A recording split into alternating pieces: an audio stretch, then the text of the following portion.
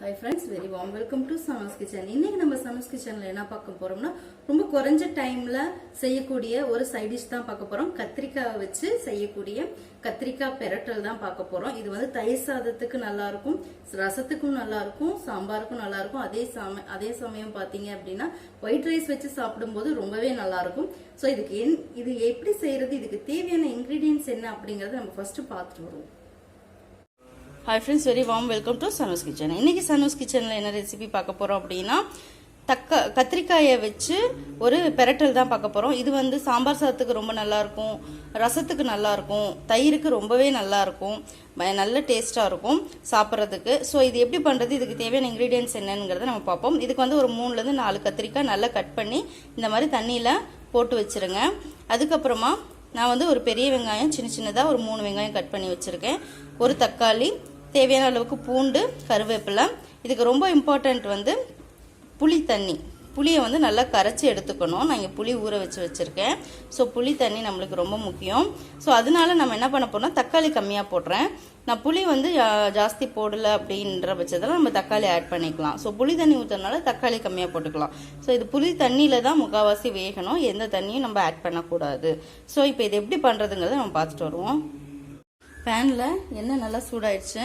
இதில் வந்து கொஞ்சமாக கடுகு, ஜீரகம் இது நல்லா பொரியட்டும். நல்லா பொரிஞ்சிருச்சு. இப்போ பூண்டு, கருவேப்பிலை, இப்போ பூண்டு கருவேப்பிலை போட்டிருக்கோம். அதுக்கப்புறமா வெங்காயம் நல்லா வதங்கினதுக்கப்புறமா தக்காளி ஆட் பண்ணிக்கலாம்.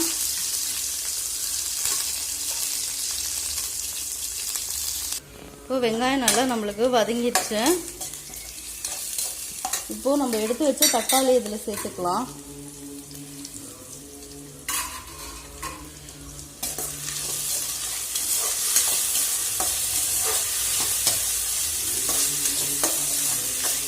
நல்லா இந்த தக்காளியும் நல்லா வதங்கட்டும்.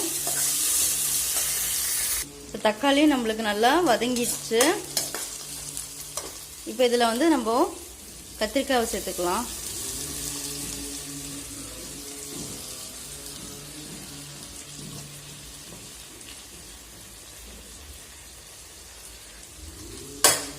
இதுவும் ஒரு நிமிஷம் இந்த எண்ணெயில் இந்த கத்திரிக்காய் வந்து நல்லா வதங்கட்டும். இதோட நீங்க வந்து சுண்டல் சேர்த்துக்கலாம். சுண்டல் வந்து வேக வச்சு அதுக்கப்புறமா இந்த கத்திரிக்காயோட சேர்த்துனா அதுவும் டேஸ்ட் நல்லா இருக்கும். சுண்டலும் நல்லா இருக்கும். சுண்டலும் கத்திரிக்காயும் சேர்த்து பண்றப்பையும் நல்லா இருக்கும் டேஸ்ட். இது வந்து நல்லா வதங்கட்டும் ஒரு நிமிஷம். இப்போ கத்திரிக்காய் நல்லா வதங்கிடுச்சு. இது நம்ம வந்து கொஞ்சமா மஞ்சத்தூள் ஆட் பண்ணிக்கலாம். நான் வந்து மசாலா தூள், நீங்கள் எந்த மசாலா தூள் நீங்கள் யூஸ் பண்ணுறீங்களோ அந்த மசாலா தூள், இல்லை மிளகாத்தூள், மல்லித்தூள் அது கூட நீங்கள் ஆட் பண்ணிக்கலாம்.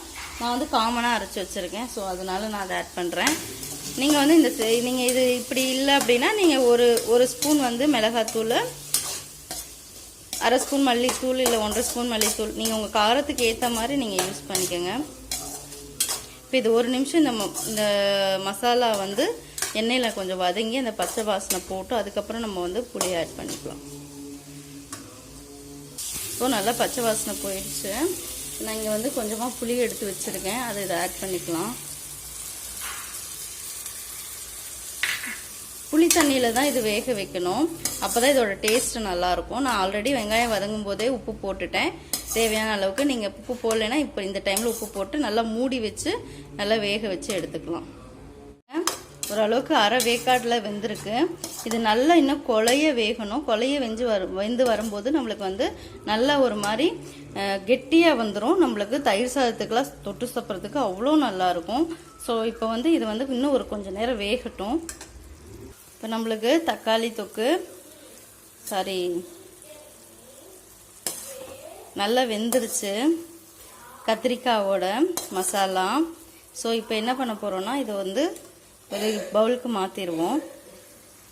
இப்போ நம்மளுக்கு கத்திரிக்காய் மசாலா ரொம்ப அழகாக ரெடி ஆயிடுச்சு. இது வந்து தயிர் சாதத்துக்கு, ரசத்துக்கு, அதே மாதிரி சாம்பார் சாதத்துக்கும் ரொம்ப நல்லாயிருக்கும். இது ட்ரை பண்ணி பாருங்கள். ட்ரை பண்ணி பார்த்துட்டு வீட்டில் எப்படி வருதுங்கிறத டேஸ்ட் பண்ணிட்டு எனக்கு கமெண்டில் கமெண்ட் பண்ணுங்கள். இந்த வீடியோ பிடிச்சிருந்துச்சுன்னா லைக் பண்ணி ஷேர் பண்ணி சப்ஸ்கிரைப்.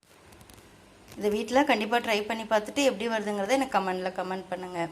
இந்த வீடியோ பிடிச்சிருந்துச்சுன்னா லைக் பண்ணி ஷேர் பண்ணி சப்ஸ்கிரைப் பண்ணுங்கள். பக்கத்தில் இருக்கிற பெல் பட்டனை மறக்காமல் கிளிக் பண்ணி விட்டுருங்க. திருப்பி ஒரு நல்ல ரெசிபியோடு உங்களை மீட் பண்ணுறேன். Thank you so much friends.